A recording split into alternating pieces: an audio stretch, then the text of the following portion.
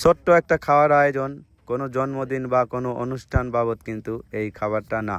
চিন্তা করলাম একটু বিরিয়ানি খাইতে মনে চাইছে, নিজেরা খাইলে তো খাইতাম না, একটু বেশি করে রান্না করে বাড়ির আশেপাশে যারা আছে কাকিরা কাকারা তাদের সবাইকে নিয়ে একসাথে বসে খেলাম। এইটা ভালো হলো না? এই জন্যই কিন্তু এই খাবারটা। হ্যাঁ, তাছাড়া কোনো জন্মদিন বিয়া বা কোনো উপলক্ষে অনুষ্ঠান বাবদ তা কিন্তু নয়, এমনিতেই এমনিতেই খাবার। তো ভালো লাগছে, সবাই খাইছে এসে, স্বাস্থ্য ভাইরা স্বাস্থ্য বোনেরা বা কাকিরা যারা আছে বাড়ির আশেপাশে। এখন অনেকেই প্রশ্ন করবেন যে মাটিতে বা পাটিতে বসে কেন খাবার দিচ্ছেন। হ্যাঁ, তবে পাটিতে বসে খেলে কিন্তু পেট ভরে খাওয়া যায়, এই কথাটা সবসময় মনে রাখবেন। পাটিতে বসে যদি খান তাহলে পেট ভরে খেতে পারবেন, খাবারটা ভালো লাগে না।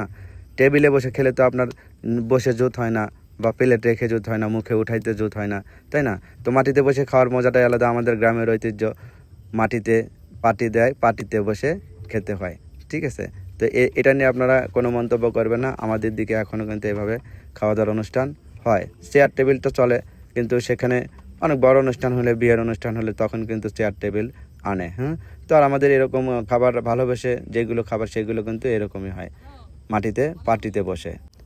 ভিডিওটা কেমন হলো অবশ্যই একটা মন্তব্য করে যাবেন আপনারা সবাই।